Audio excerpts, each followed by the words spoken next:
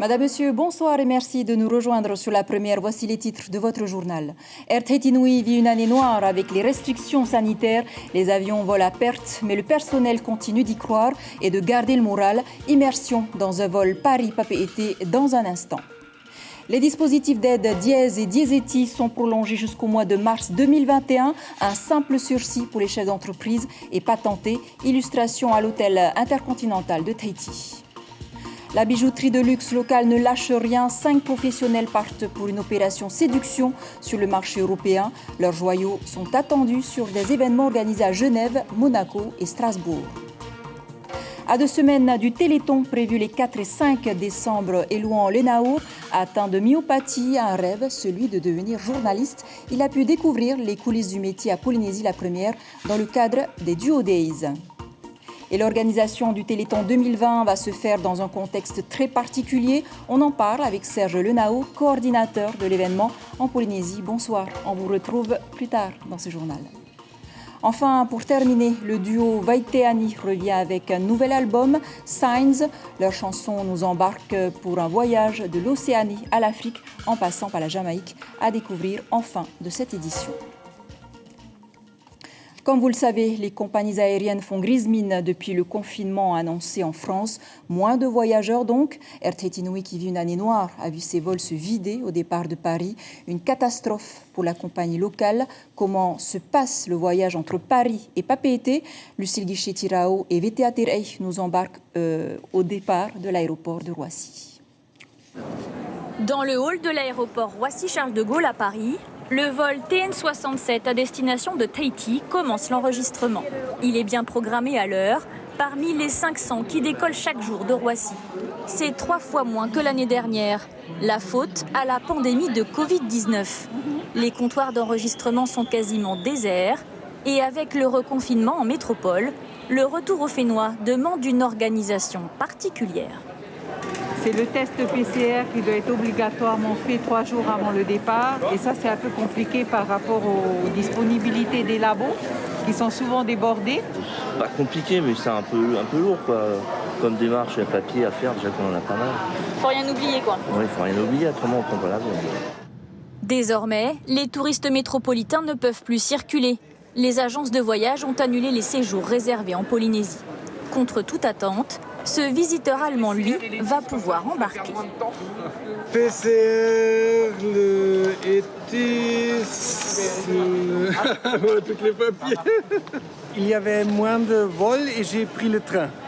Et avec le train, c'était difficile avec le grand sac. Il ne voulait pas m'emmener et j'avais de la chance pour le corona. Le bistrot s'était fermé et je pouvais mettre le sac dans le bistrot. Dans l'aérogare, la plupart des boutiques restent fermées. Sur le vol, seulement 75 passagers, dont des personnels navigants de retour de rotation. C'est 25% de la capacité de ce Boeing. Pas rentable pour Air Tahiti Nui qui enregistre désormais 1 milliard de francs de pertes chaque mois.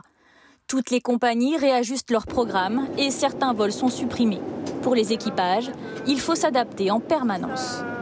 Au niveau du service, nous avons simplifié ce service qui est effectué en un seul passage aujourd'hui dans toutes les classes. Nous avons également retiré toute la partie magazine, papier, et tout est en digital. Avec 114 départs volontaires le mois dernier, la compagnie Otiare cherche un autre plan pour survivre à cette nouvelle crise. Sans chômage partiel en Polynésie, elle demande un coup de pouce de l'État. Cette année, Air Tahiti Nui a déjà perdu 50 à 60% de son chiffre d'affaires. L'Association internationale du transport aérien IATA mise sur un retour à la normale globale en 2024. Et les mesures drastiques devraient permettre de stabiliser l'épidémie sur le Fénois, puisque le bilan Covid du jour fait état de 225 cas nouveaux ce mercredi, sur plus de 12 580 cas cumulés depuis juillet.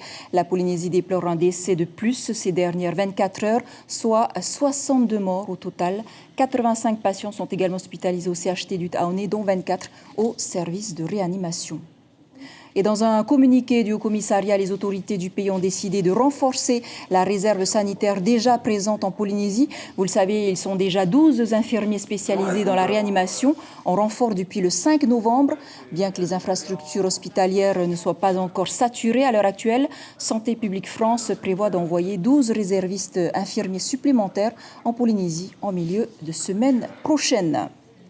Et tant que la Polynésie n'aura pas maîtrisé la propagation du virus, l'économie continuera de souffrir. C'est pourquoi les dispositifs d'aide Dièse et Dièseti destinés aux salariés des sociétés en difficulté aux prestataires ont été prolongés jusqu'au mois de mars. Illustration ce soir à l'Intercontinental. Avec un taux de remplissage moyen de 25%, eh bien, la direction de l'hôtel est dans l'incapacité de payer les salaires complets des 210 employés qui restent. Brigitte Olivier et Marouki Duri. Un hôtel au ralenti, le nombre des salariés est passé de 300 à 210 et ce sont les plus précaires qui ont dû partir. Le taux de remplissage est tombé à 25% avec les nouvelles dispositions pour le tourisme. Quand on sait que l'équilibre est atteint avec un taux de 70%, on comprend vite que l'Intercontinental est en état de survie.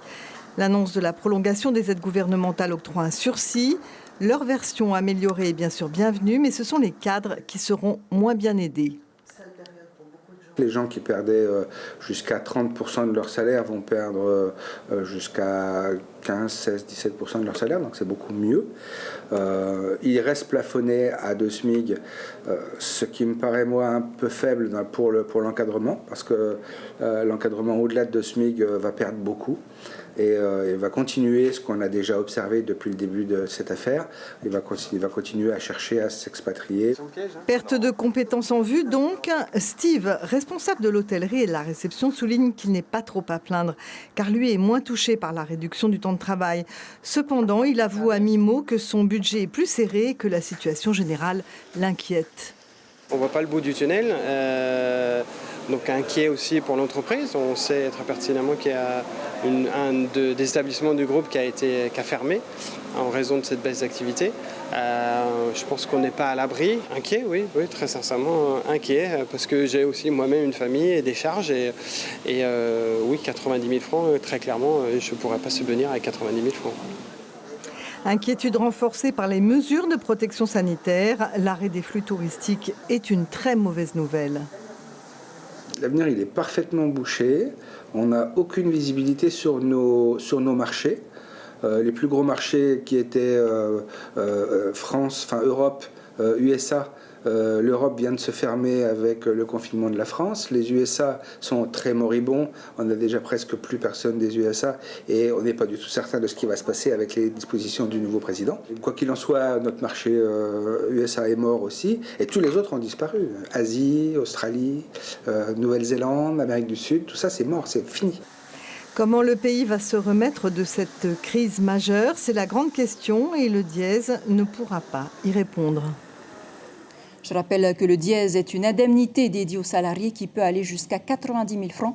Quant au Dièseti, il est réservé aux travailleurs patentés à hauteur de 50 000 francs. Et pendant ce temps, la bijouterie de luxe Made in Tahiti, elle, part à la conquête du marché européen. Ils sont 5 créateurs polynésiens réunis en collectif. Ils ont décidé de prendre le contre-pied de la morosité économique pour se frayer un chemin vers une clientèle devenue inaccessible en cette période de crise. Plusieurs joyaux ont déjà pris l'avion direction la Suisse, Monaco et le nord de la France. Hepua Tewira et Jérôme Lee. Ils ont ouvert leur caverne créateur pour dévoiler un peu de leur talent. 33 ans de métier pour l'un, 5 pour l'autre et 3 ans pour la Benjamin Tiana.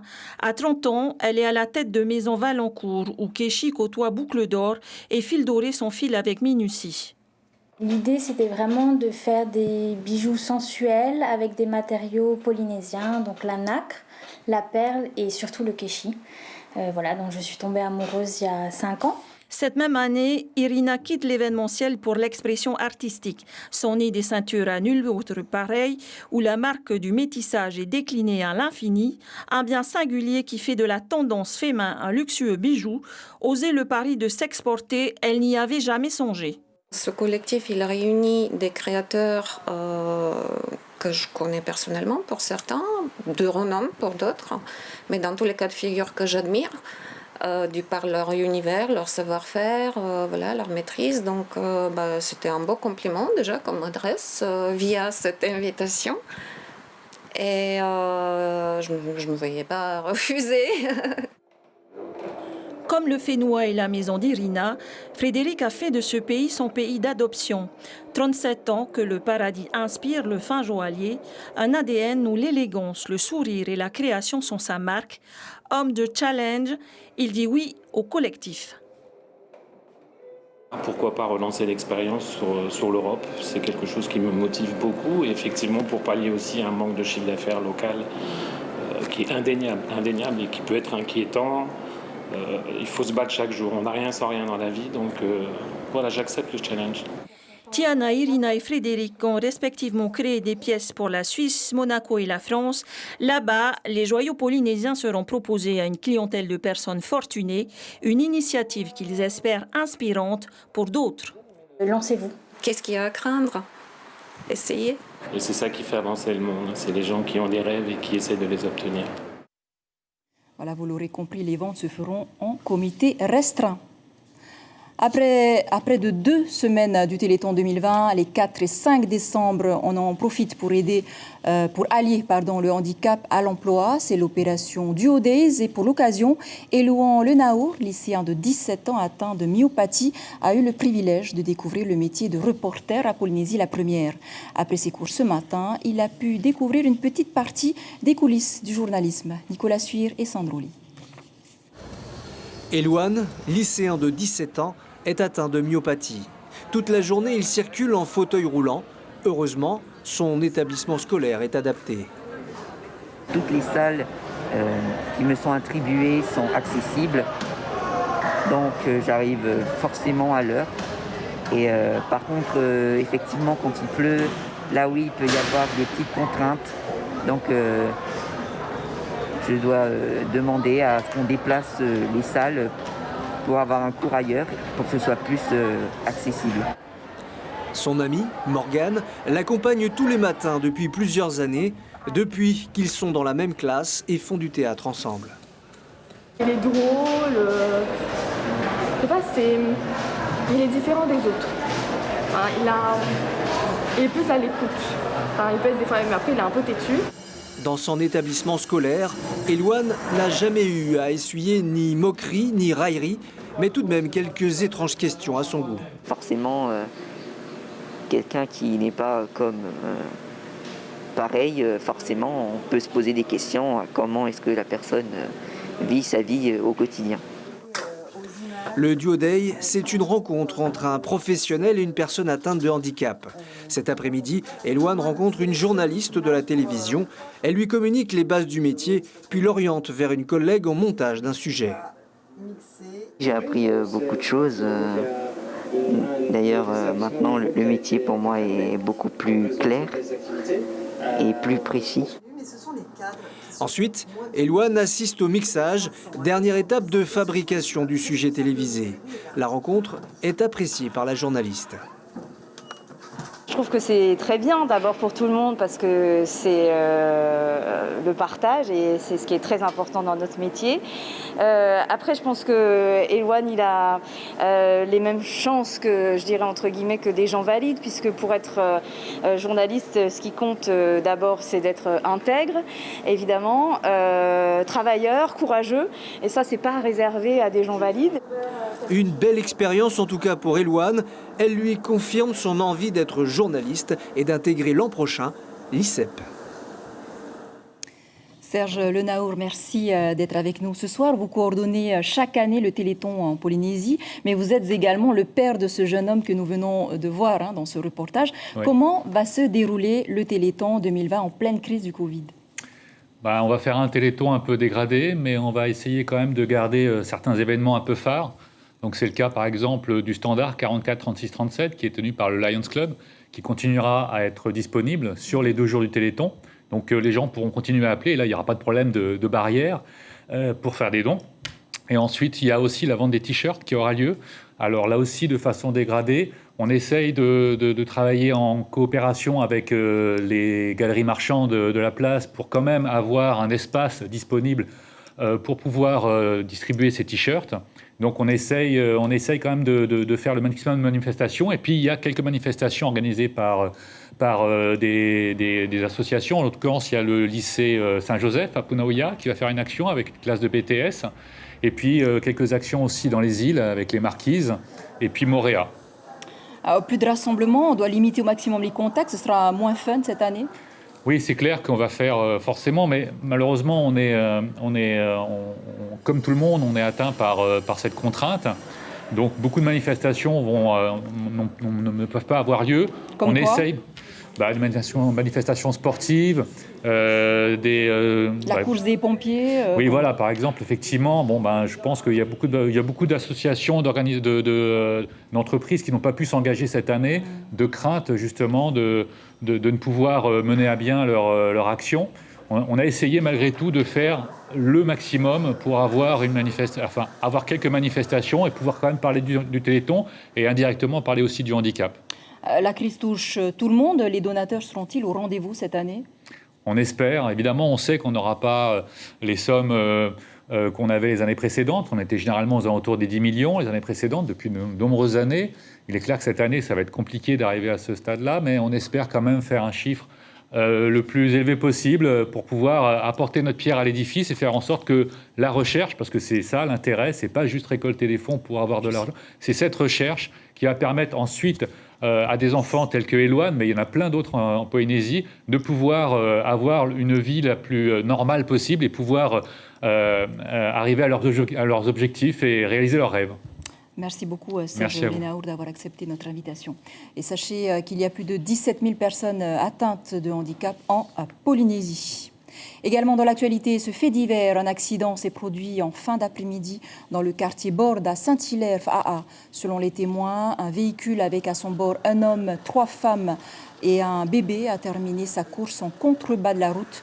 Ces personnes ne sont pas du quartier et les freins de la voiture qui roulait à vive allure n'auraient pas tenu. Les victimes ont été transportées d'urgence au CHT du Taoné par les pompiers de FAA. Enfin, on termine ce journal tout en douceur. 2 ans après avoir révélé leur folk polynésien, chanté en anglais et en tahitien sur un premier album couronné de succès, le duo Vaiteani revient avec l'album Signs. Leur chanson nous embarque pour un voyage de l'Océanie à l'Afrique en passant par la Jamaïque. Nathalie Sarfati. Il y a toujours la voix douce de Vaiteani et les mélodies de Luc dans ce nouvel album qui s'appelle Signs.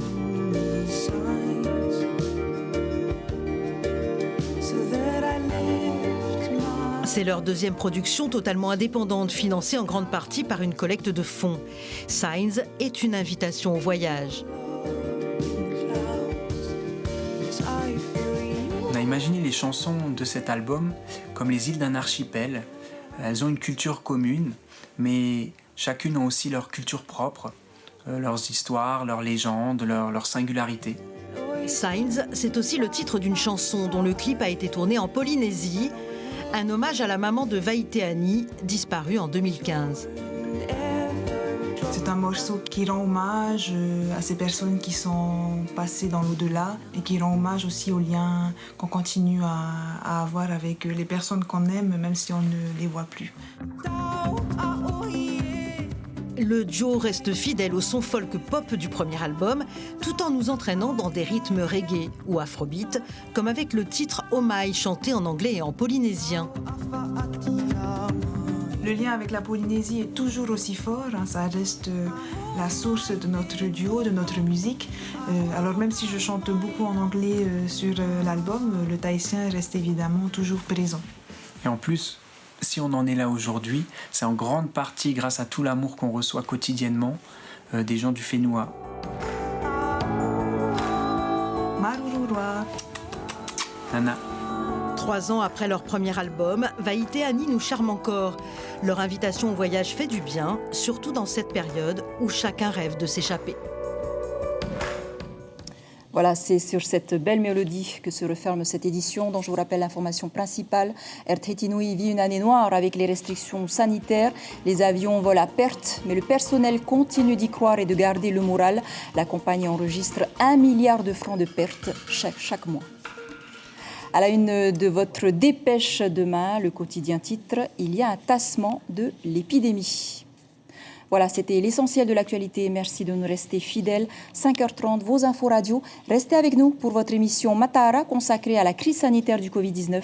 Très belle nuit sur la première. À demain.